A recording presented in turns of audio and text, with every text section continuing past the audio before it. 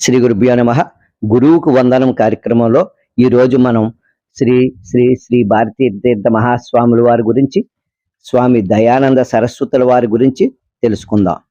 శ్రీ శ్రీ శ్రీ భారతీ తీర్థ మహాస్వాముల వారు శృంగేరి శారదాపీఠానికి 36వ సామ్రాట్ చక్రవర్తిగా ప్రకాశిస్తున్న యతిపొంగవులు. ధర్మాన్ని తాము ఆచరిస్తూ ఇతరులకు బోధించాలన్న భారతీయ సంప్రదాయానికి నిలువెత్తు రూపం. శాస్త్రంలో, తర్కంలో, ధర్మాధర్మ వివేచనలో సర్వోన్నత నిర్ణేతగా వైదిక మతానుయాయుల నీరాజనాలను అందుకుంటున్నారు.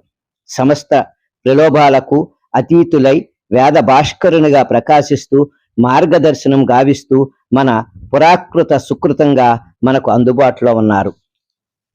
స్వామి దయానంద సరస్వతుల వారు సాధు పొంగవులు.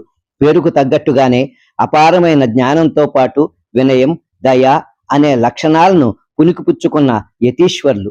వ్యాకరణ శాస్త్రం, ఉత్తర మీమాంస, ప్రస్థానత్రయాది భాష్యాలను పూర్తిగా అవపోసన పట్టి వర్తమాన సమాజానికి వ్యాసునిగా ప్రసిద్ధి చెందారు.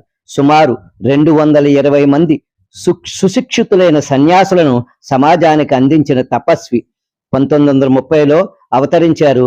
1960లో సన్యాసాశ్రమం స్వీకరించి వేదాంత ప్రతిపాదితమైన అద్వైత సిద్ధాంతాన్ని ప్రబోధిస్తూ హిందూ ధర్మ రక్షణకై ఆదిశంకరుల బాటలో పొడమిని పునీతం చేస్తున్న మహానీయులు. శ్రీ గురుభ్యో నమః.